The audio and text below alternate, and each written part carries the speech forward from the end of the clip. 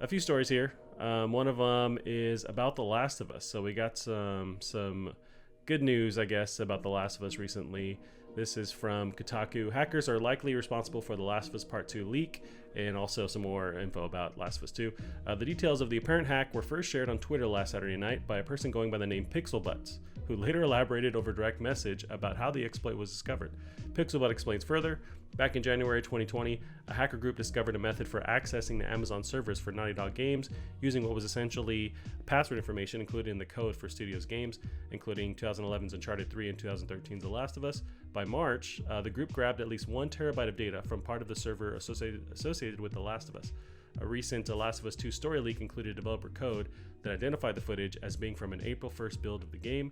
Pixelbutts claims to have notified Naughty Dog of the security flaw in February, and also says that he neither participated in the hack nor has obtained any of the materials that leaked. Let's see. And that was kind of to confirm, because the rumors last week, they were pretty substantial, but everyone seemed to have almost confirmed like this was a disgruntled Naughty Dog employee, but really it was just hackers that found their way in and leaked all this stuff. But also on Monday, Neil Druckmann updated everyone saying that The Last of Us has gone gold. They're actually printing discs and getting stuff ready. You can pre-order it now. So it's a huge deal. We're finally going to get this game.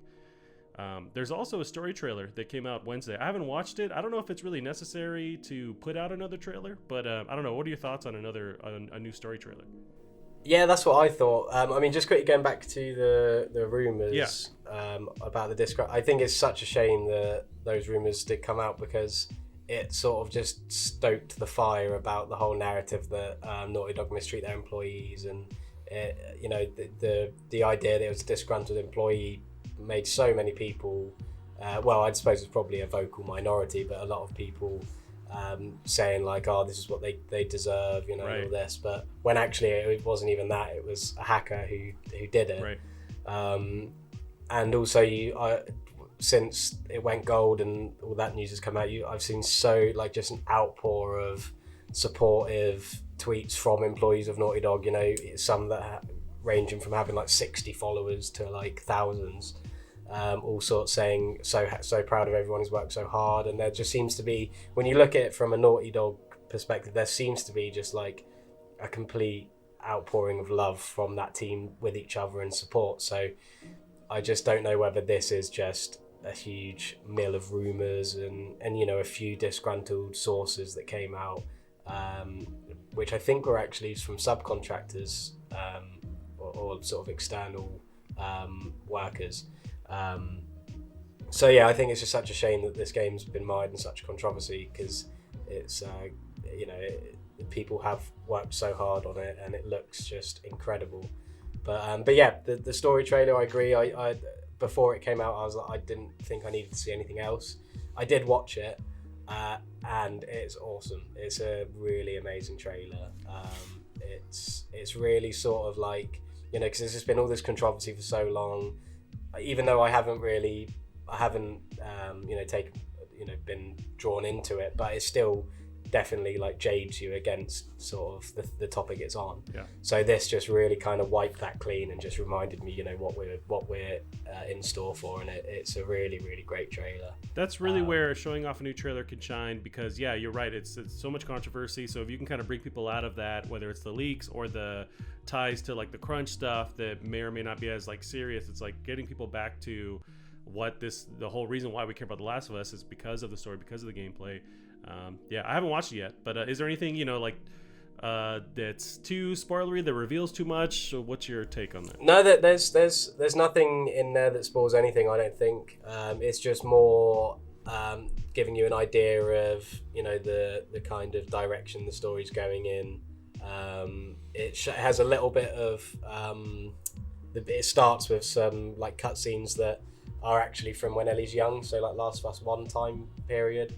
And it sort of like goes up as she grows up. So a lot of it seems to be like just some sort of like backstory to what's going to be happening in the second one. I'm still not entirely sure what it's even about. So I think they've done a good job of having these new characters, not really explaining who they are, just having them there to show off what the game looks like. But it definitely shows some tension between Ellie and Joel, especially even when it looks like it's from literally just after the first game, so when Ellie's still, young. Oh. And it shows a little bit of tension around there. So it's just making everyone excited, I suppose. But it's a really great trailer. It's not very long.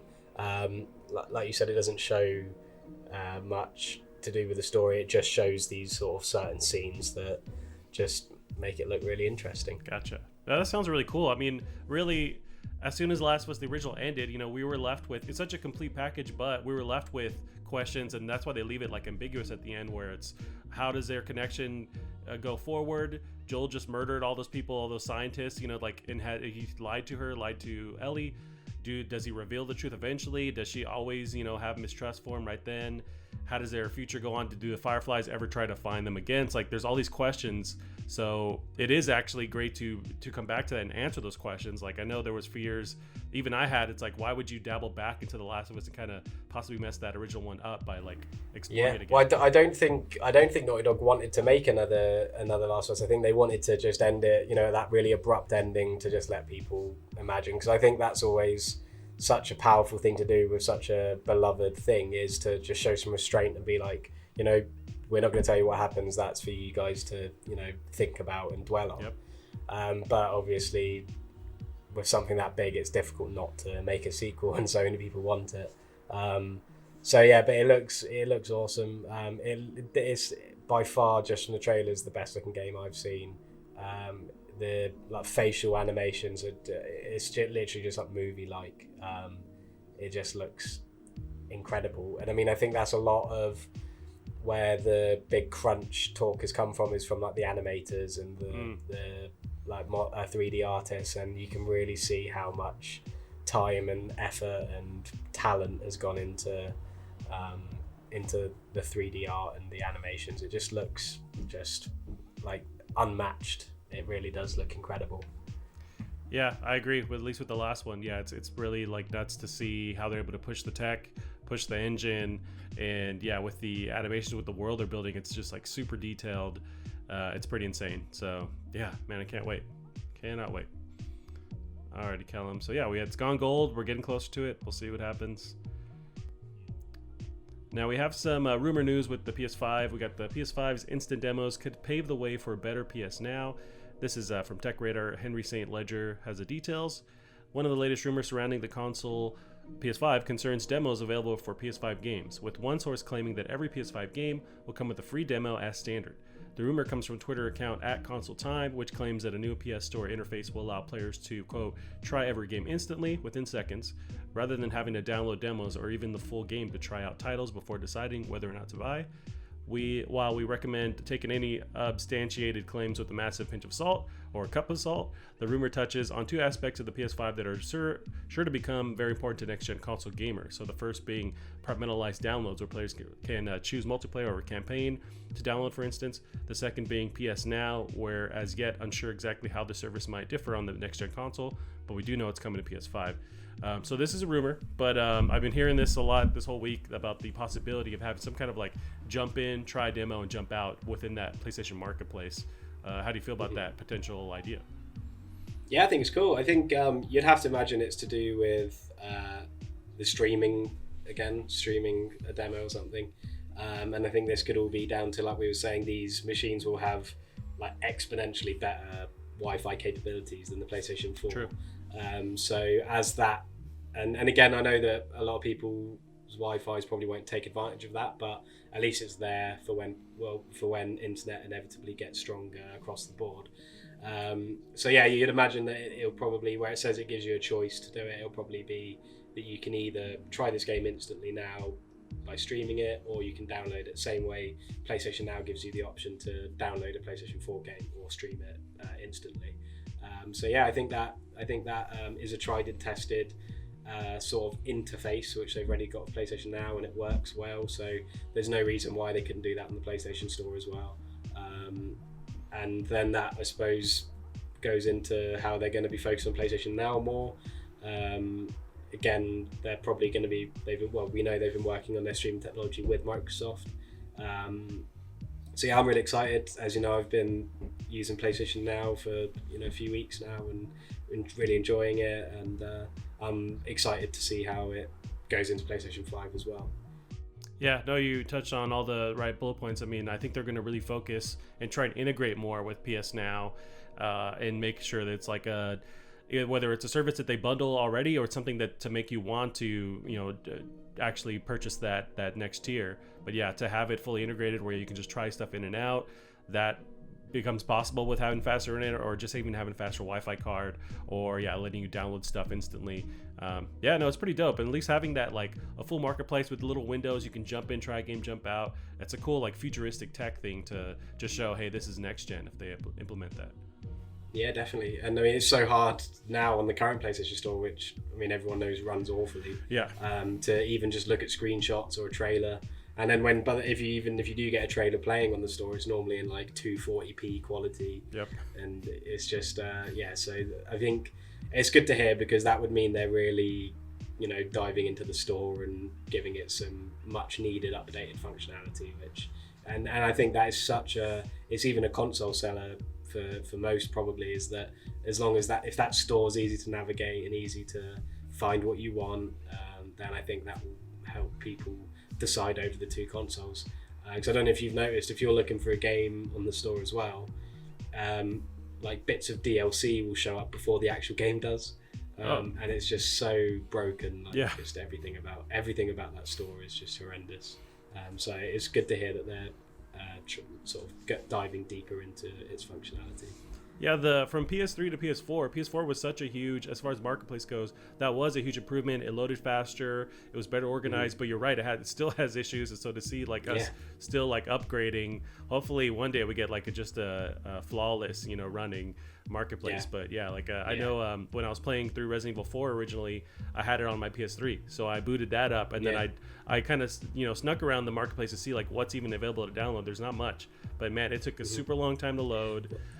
It was just very old, archaic, software marketplace. So it's just kind of weird to see where it started. And well, I think that, and that's it's a good thing you brought up Resident Evil 4, because you played it on PlayStation Now, didn't you? Eventually, I switched to PlayStation Now. Yeah, but you can buy it on PlayStation 4. But it's probably just so difficult to. It probably showed you the PlayStation Now one only or first. Yes, because I've got it on PS4, and you can buy it. You can buy it on PS4 separate from PS Now with a separate PS4 trophy list and everything, and it even looks better. It's got like an increased frame rate and everything on PS4. See, they didn't let me do that. I know when I originally tried to buy it, it was like when you'd go, it'd only say PS Now, and now they are separate. Yeah. I don't know what the hell happened, or when they decided to. It was always there. It's just like they're hidden it. Yeah, and that's probably what it is. It's just that it just has such a bad interface that it's just so difficult to understand what's going on. I always find it so, especially if you're looking for DLC. There's times where I've been looking for like DLC. I think it was Borderlands 3. I was trying to find the season pass for Borderlands 3 so I could get all the DLC, and I literally couldn't find it anywhere. I could only find the separate DLC, so I ended up having to buy them separately. Because I was like, oh, maybe there isn't a season pass anymore. Right. And then literally the next day, the season pass was on sale, and it was there, and I was like, it's just horrendous. And I know that there's a lot of people who make games for PS4, smaller developers who worry about the store, because it can be so hard to find what you're looking for. Because even if you type in exactly what it is into the search menu, who knows what's actually going to come up when you type it in. So, right. But yeah, it's interesting you said about Resident Evil 4, because I remember you saying that you could only find the PlayStation Now version, which just goes to show that the PlayStation 4 version of it was so well hidden that you couldn't find it, and it's just not acceptable in this day and age to have a store that is that poor and that bad to use. No, it really isn't. So yeah, I'm hoping. It shouldn't take like a whole next generation to upgrade this, but hopefully with PS5, hopefully it's just like hardware limitations or like network limitations, and then with this next gen stuff, it's working more efficiently. But we'll see about that. I mean, you'd hope that they've just got so many new. It might get to the point where if they are trying to put these instant demo things in, there might just be so much more functionality that they plan on adding to the store that there's no point in them working on a lesser updated version, so they might as well just wait for the PS5 to bring out this all singing, all dancing new store. So, but yeah, hopefully that is like the top thing that I hope is improved on the PS5, because it's just not good enough at all. Yeah, I agree with that. Yeah, I bought Resident Evil 4 8 different times now, and I'm just trying to play it. Alrighty, so we got some news, more announcements for the summer. This is Geoff Keighley, our old buddy, came back here. He's unveiling a 4-month all-digital summer game fest starting in May. This is from Eurogamer. Matt Wells has the details. Geoff Keighley has unveiled the Summer Game Fest, a 4-month-long all-digital summer or consumer celebration of video games featuring breaking news, in-game events, free playable content from the likes of CD Projekt Red, Sony, Microsoft, Riot Games, Digital Extremes, and Valve. The digital event is scheduled to run from May through August this year, and then just more iteration on who's on board. Yeah, we have Bungie, EA, Warner Bros. So it's a huge smorgasbord of announcements tied to this summer game fest, and it's really drawn out. So like I know it was in the news a couple of months ago. He was leaving his collaborations with E3, and it seems like this is what he's now switched to doing. Yeah. How do you feel about this? Yeah, it's really cool. I really like Geoff Keighley. I think he does such a good job at the Game Awards every year. And yeah, this sounds cool. There could be some cool, I like like seasonal events, and again back to Borderlands 3. I know that it was around the time it came out, which I think is why I don't normally partake in them, but I remember there's like a Halloween thing for Borderlands 3 where they had like Halloween themed weapons and quests and all for free. And yeah, I love things like that. There's just something about getting like event specific cosmetics or weapons or in games like Borderlands that I think is just really fun and cool. And and hopefully by when's it start? So it starts in May. Yeah, so hopefully by the time this starts, I will have finished Persona 5. There you go. I doubt it. Yeah, it's pretty interesting to see. So he left, working with E3, and they, of course, had to cancel and whatnot. But I know he mentioned that he had frustrations with the model they were building, the route they were going. And it seems like he really wanted to focus on, and I guess with this summer event, like stretching out the announcements. How do you feel about not just like pushing everything to those 3 hardcore days, basically, of like E3 announcements to more of a summer, like slow trickle of info? Yeah, I think as long as it's still, interesting between the announcements, as long as there's still things to be interested in and to keep people excited, then yeah, that's cool. But yeah, I think it'll be good fun. And there's a lot of studios or developers taking part, so there's obviously a good idea somewhere there. Yeah, no. That's what I love about the original E3 model, where it's like you're getting all this stuff in 3 days, but you can kind of lose sight of announcements because everything's crammed in there. It might get like 30 seconds on a trailer on a reveal, and then it's on to the next game. But with this, it seems like you can let these different games breathe. Whatever announcement it is, it has more time to shine. Maybe like a week's worth, of 3 or 4 or 5 days worth, versus like just jammed into somebody else's announcement on a stage. Yeah, for sure. Nice. And some of the rumors are hopefully that we'll see with Warner Brothers, they're working on this like untitled Batman game that's possibly like a reboot of that franchise. So from Rocksteady, I want to say. So hopefully we'll see that next Batman game, because they've teased it for a while with the weird symbols. Yeah, that'd be really cool. I've only ever played Arkham Asylum, and I really liked it. And it's a game I've actually been thinking about playing that on PlayStation Now. Oh yeah. Because they're all on there, and so it'd be a good time to go through them. Because I really love Arkham Asylum. It's I actually used to really dislike it when it first came out, and it wasn't until I played it again maybe like a year or so ago on my PC where I really sort of enjoyed it. So it might be a game to go to revisit, ready for whatever announcements coming. Gotcha. Nice. Well, Callum, we got some info about Cyberpunk. We're going to see some stuff pretty soon about it. There's also some news from the ESRB about stuff content-wise. So Cyberpunk 2077 will let you customize your genitals. This is IGN. Joe Scrabbles has the details. I know you've been highly anticipating what's the deal with genitals. Can we customize them or not? So finally, your questions are answered. The ESRB has published its ratings report for Cyberpunk 2077, which includes a new bit of information about the game's character creator. You can now customize your player creator's genitals. Per the report, players can select a gender and customize their character. Customization can include depictions of breasts, buttocks, and genitalia, as well as various sizes and combinations of genitals. This would appear to be part of CD Projekt Red's decision not to include a traditional gender option in the game, instead offering a really inclusive, expanded character customization menu. Much of the report, which awards the game an M17 rating, focuses on the adult content mentioned in the previous Australian ratings report. So, quote, players can encounter events where they have the option to engage in sexual activities with other main characters and prostitutes, says the report. These brief sex scenes from a first-person perspective, depict partially nude characters moaning suggestively while moving through various motions. Some scenes contain brief depictions of thrusting motions. Other scenes depict a character's head moving towards a partner's crotch. Teens will learn more during the Night City Wire event on June 11th, where they're going to show off footage and announcements. If you're not already hot and heavy after hearing that detailed description, how do you feel about this? It seems cool. It seems like they're trying to just give people options. We're not stuck to like these old, like, oh, you're a dude, you're a chick. You can just really just do whatever you want. Especially in this game, it works in that lore because you can fully customize your body. You can have robot stuff. Like, why not? Yeah, I think it's good that that it's accessible for people who like to customize their characters and who like to make their characters as close to them as possible.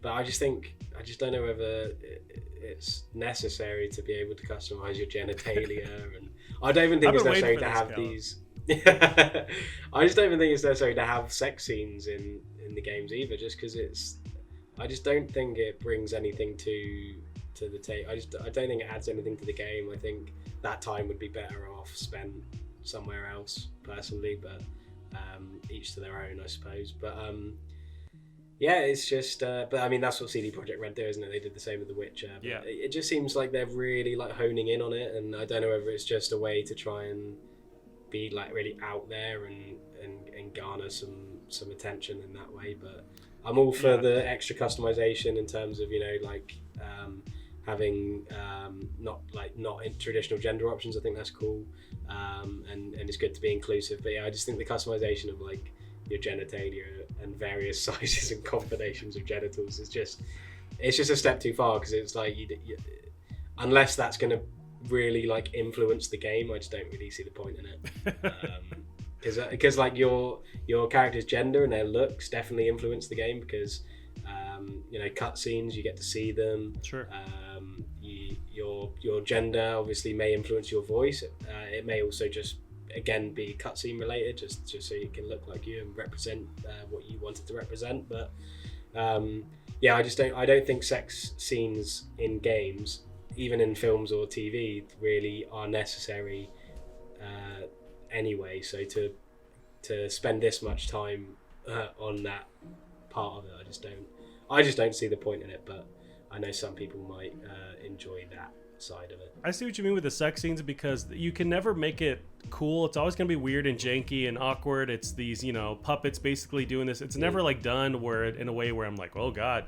It's just more like awkward and silly. So you're right with, it's like, okay, it's there, but it never like, I don't know, serves a purpose, unless with this, with their tech, with their engine, they can make it hot and steamy. I don't know. It just seems like it's always something that's just thrown in there for almost like shock value, because they're showing it. But you're right. I don't know if it's necessary, but I'm not like from this like censorship mentality. It's just like never done well, unless they can do this cool like, I don't know. I don't have any problem with it being in there or anything. I just, for me personally, I'm not, that when I think of Cyberpunk, I don't think about can I have sex with other characters? Can I customize my genitals?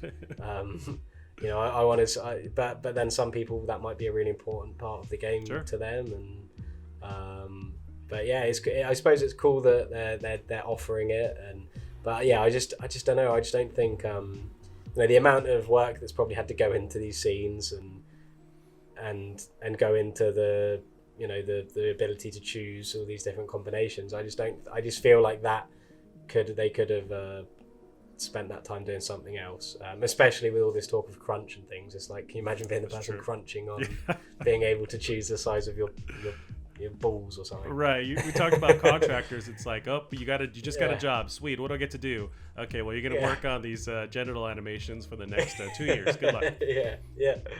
Yeah. So I mean, it's a bit of a weird one. I just don't think it's necessary, and it might be slightly immersion breaking for some people as well. I think the reality will be like I don't know if you'll be able to see it like flat out. It might be like you're wearing some kind of like future undies and you just see the imprint of whatever. That might end up being what it is. I was wondering that. I wasn't sure if this was sort of like a, it's one of those I'll believe it when I see it kind of things. I'm not sure that it's going to be quite as explicit as it sounds, but yeah, we will definitely see. We will see everything, it sounds like. Now, do you think it'll be weird to post the route you decide to take with the genital, customization? Well, what if I'm proud with what I've created? Can I share this on Twitter? Is that a weird step to take with PS Now to share stuff? Yeah, I don't know. It's Is there gonna be some sort of like restrictions on that or something? It might be like when you're on PS4 and it says share play is disabled, right? Or whatever. But yeah, I'm not the biggest fan of customizing characters anyway. I always prefer to have a set like written character for a game, especially a game that's going to be a story heavy Cyberpunk. I always find that being able to customize your character just takes away from a story a little bit, because it's like The Witcher. I'm sure probably wouldn't have been as immersive if you get to create your own Witcher, if it wasn't Geralt of Rivia, like his own character with his own backstory and everything. So I'm never like a huge fan of. I never spend very much time in character creation as it is. So I suppose that's also a way of me not being too keen on being able to customize my ball bag as well. Well, Callum, you're just a stick in the mud, man. I can't have you're not customizing characters, no genital customization. I mean, censoring stuff. Let us have some fun over here, right? All right, Callum. Well, we got a cool announcement. This was a couple days ago, part of the whole May the 4th, Star Wars news that came out. We got Vader Immortal, a Star Wars VR series coming to PSVR this summer. This is IGN. Wesley LeBlanc has the details. Vader Immortal, a Star Wars VR series, is coming to PSVR this summer as one complete package. Previously exclusive to Oculus devices like the Quest and Rift, Vader Immortal is a VR series set in the Star Wars galaxy that sees you descend into Darth Vader's fortress with the key to galaxy salvation or destruction. Announced as part of the May 4th celebrations, the PlayStation blog detailing this announcement says the game is coming this summer, but an exact date was not revealed. How do you feel about this? Yeah, I've played Vader Immortal. It's really good. Ooh, nice.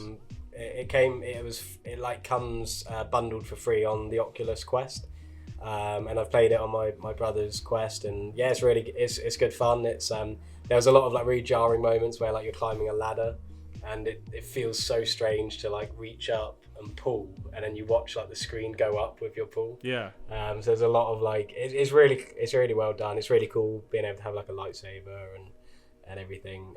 I never finished it, but it's good fun. So that'll be a cool little addition for PSVR users.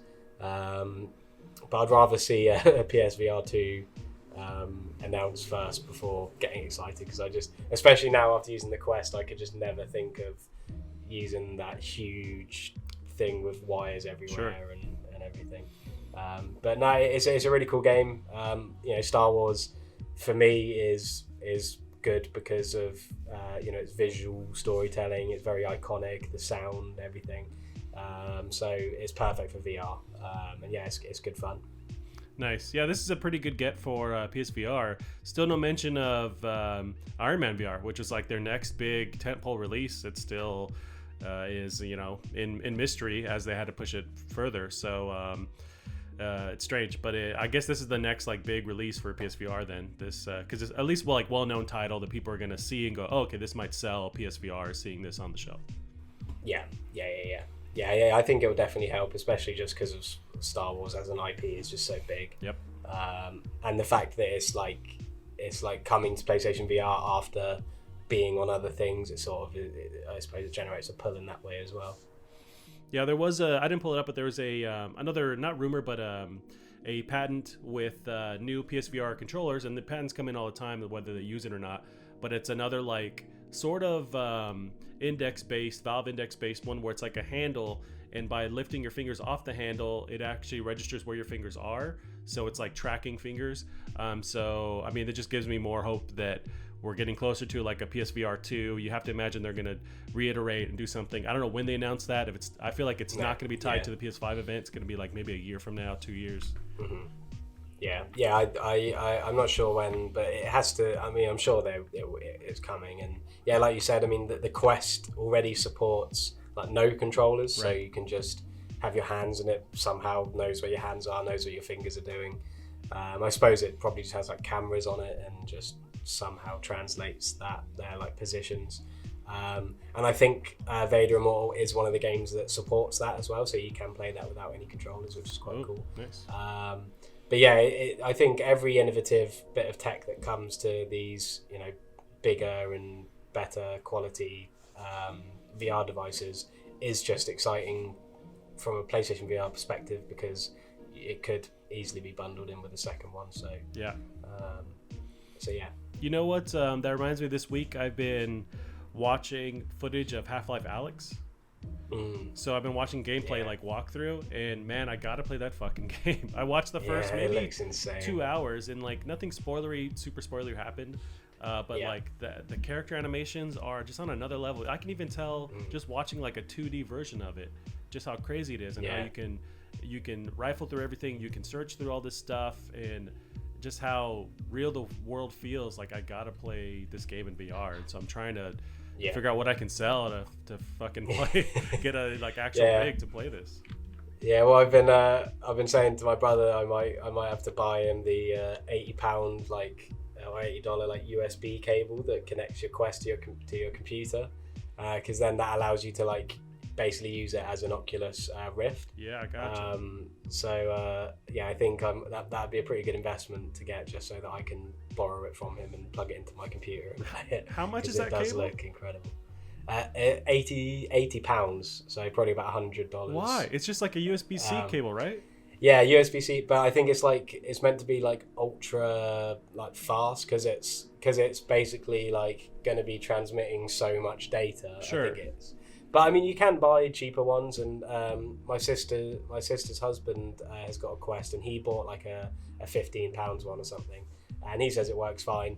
But it's just one of those things, like if there's ever, for me especially, if I bought like a cheap cable and there was ever any technical hiccups, I'd be like, oh, it must be the cable. It must be the cable. So it play on my mind all the time. So and it's like one of like the gold plated like cables. It better be like a garden hose size. Like I wanted something that shows like this is worth that money too. And I think because the Rift, you can play it in like 4K, and I think you need specific cables to have 4K anyway. Gotcha. So it's probably to help support that. But to be fair, my PC is fine for anything like max settings as long as it's 1080p. So gotcha. I'd probably be alright with a knockoff cable anyway. Yep.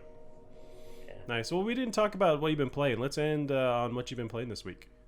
Yeah, sure. Just more Persona 5 Royal.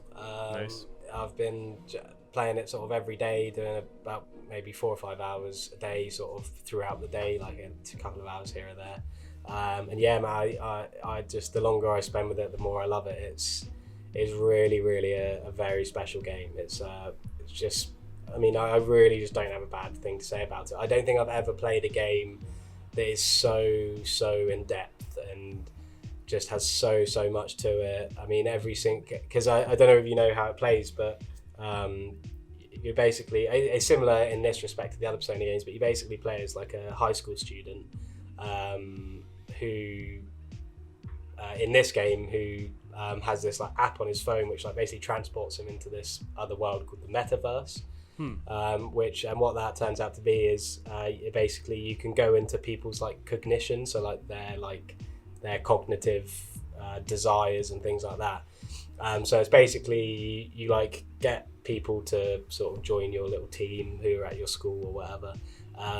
So you've got like two sides to the game. You've got the side where you go to school, you try and improve yourself, so like you can spend time with certain people who like level up certain things. You can go to like burger joints and take on burger challenges to like improve your guts. You can like help clean up this cafe, you get like a part-time job. So you've got this like real like life management sim side of the game. But then what will happen is you'll meet a character in the story who's like a really evil, corrupt person, and then you'll then go into their heart's desires to basically steal something of theirs that will give them a change of heart and make them a better person. It's like I'm probably butchering it completely, but that's the sort of gist of it. So you've got and then that side of things is the more like dungeon crawling JRPG turn-based combat thing. So it's basically 2 games, and each sort of character the corrupt character that you're trying to steal their heart, they have these things called palaces, which are like these huge dungeons, and they're all completely unique to the character. So for the first guy is like a big castle, the second one is a bank, and they just all have these like unique gameplay things, unique ways of exploring. And there's just honestly like I've barely like touched the surface of what's in the game. There's just so much to it. The story is amazing.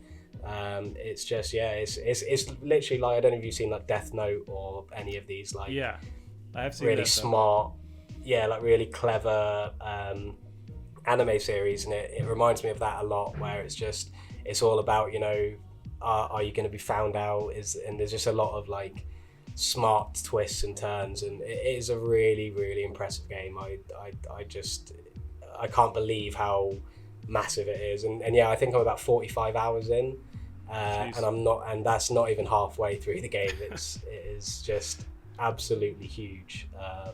But yeah, it is easily the most stylish game I've ever seen. The HUD is just so amazingly designed.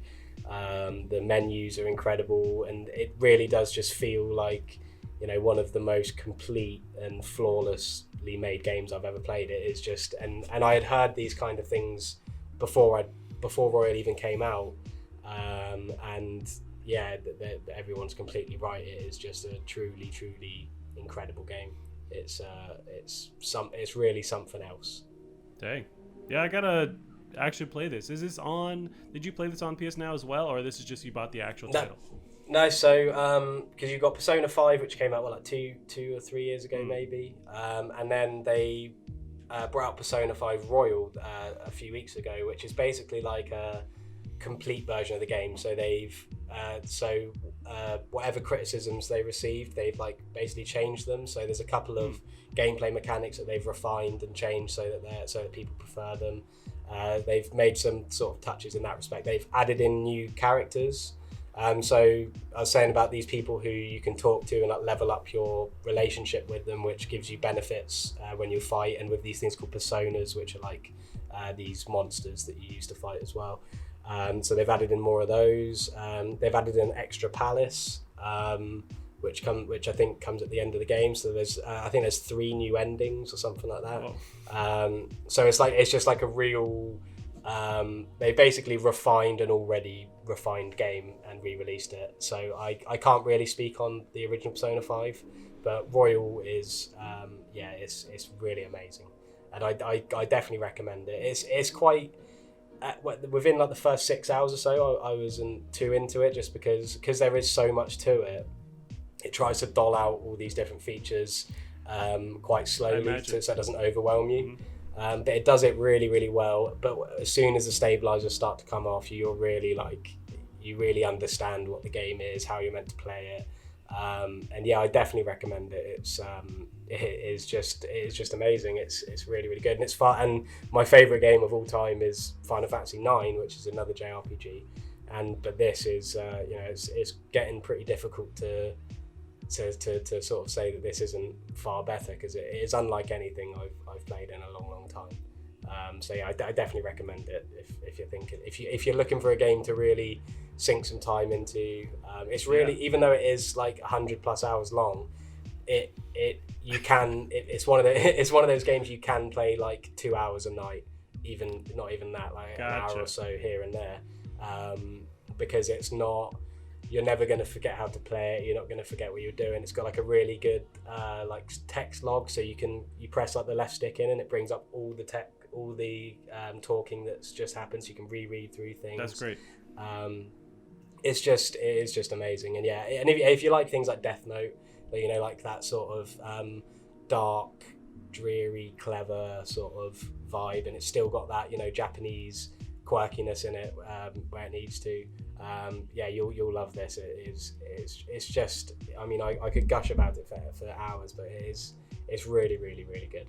Nice. Yeah, I keep hearing. Yeah, I've heard that it's a great game, but I just I guess maybe I'm not turned off, but like because it's the fifth one, I hear like you know, hundreds of hours. I'm kind of like it seems too daunting to me. But I like how you described it, where you can still chip away at it. It's not like you know you're spending hours if you don't want to. You're kind of tackling it how you want to. And it's so it's quite relaxing to play, especially when, because you have you've got like calendar days, so you start on like the 1st of May, for example. I think I'm in like July now, and then so you go through every day. So you've got like early morning, lunchtime, after school, evening, and then it's the next day, and so on and so forth. So you sort of have to try and figure out how you spend your time, and then you'll eventually in the story you'll run into the next target. And then it will revolve around there, and then something to do with that target will be happening in the next 20 days. So you have 20 days to infiltrate their palace and steal their treasure. So it's nice to play because you've got this calendar. You always know exactly what you're doing. You've just got so much choice. There'll be some days where like there's 4 different characters who you can speak to and improve your relationship, and you've got to choose which one you want to talk to. It's just, it's just a real enjoyable experience, and the fact that it is 100 hours, although that is daunting, and I'm still intimidated by it now, even the more I play, because I feel like I've played it for so long, and I have. But in a way, it's quite nice because I really enjoy putting a couple of hours in a day and just lying in my bed and playing through it. It's got an amazing soundtrack. It does just remind me of watching a series sometimes. I've only watched like 2 animes in my life, but it really does give me the same sort of vibe that I got when I was watching Death Note. Just this really twisty, really moody sort of story, and it is quite dark. And although it is really stylish, it's got some real dark tones, and it really understands itself, and it really understands what it's trying to say, and it's really cool. I definitely recommend it. Dang, I gotta play it.